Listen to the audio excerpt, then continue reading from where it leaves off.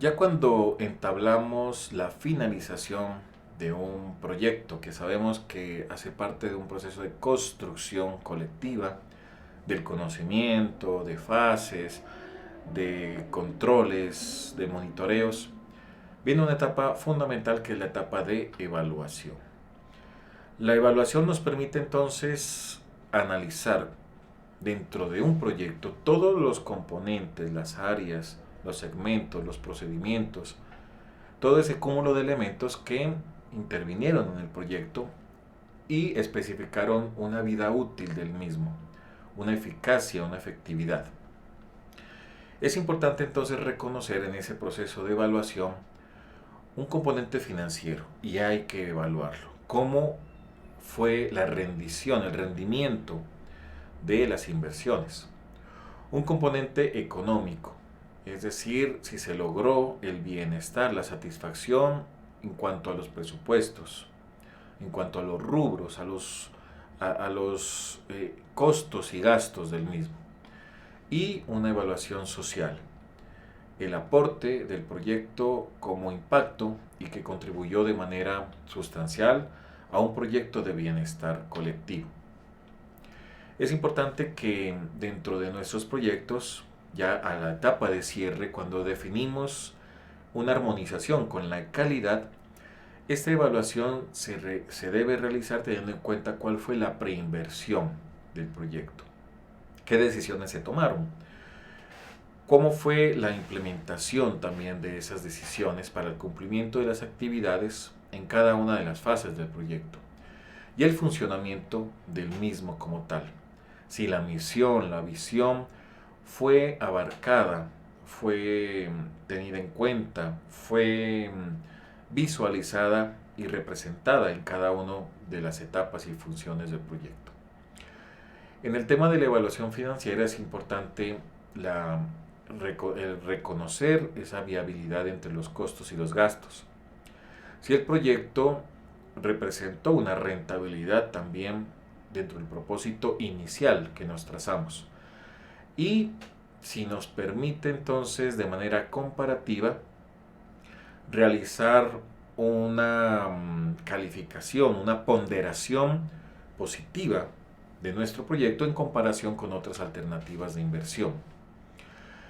Es importante identificar si el tema de la inflación nos permitió entonces generar una afectación real en nuestro proyecto. Es decir, si el contexto económico, macroeconómico, ¿por qué no?, permitió a nuestro proyecto también generar unas acciones significativas como tal.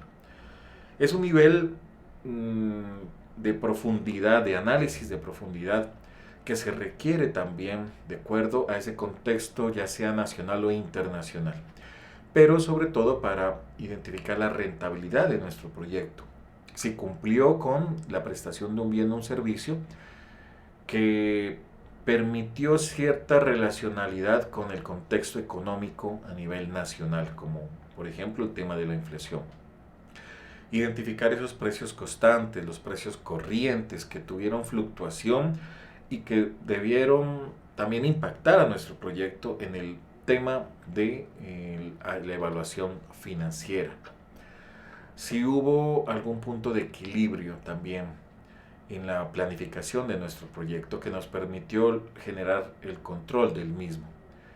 O si los ingresos fueron iguales o mayores a los costos de producción.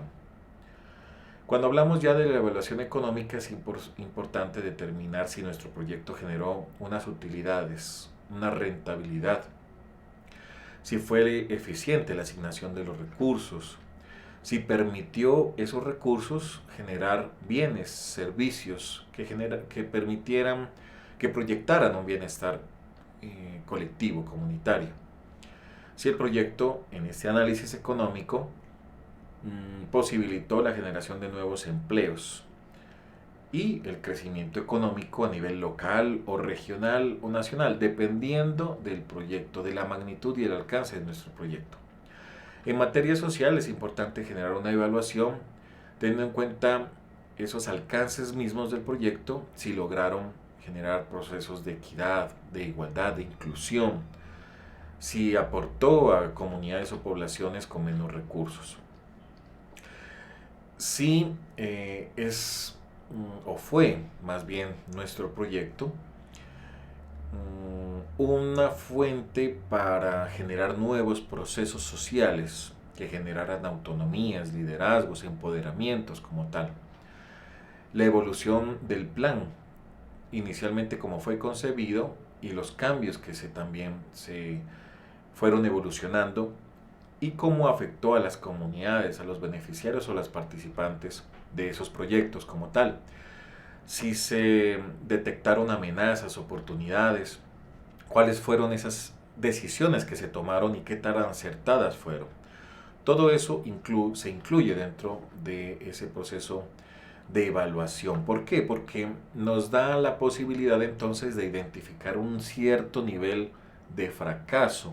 Es decir, cuando se acumularon muchas fallas y el proyecto no pudo culminar con el propósito final, con el propósito último, ya de prestar un bien o un servicio o un producto, y puede catalogarse pues precisamente como que el proyecto tuvo un fracaso.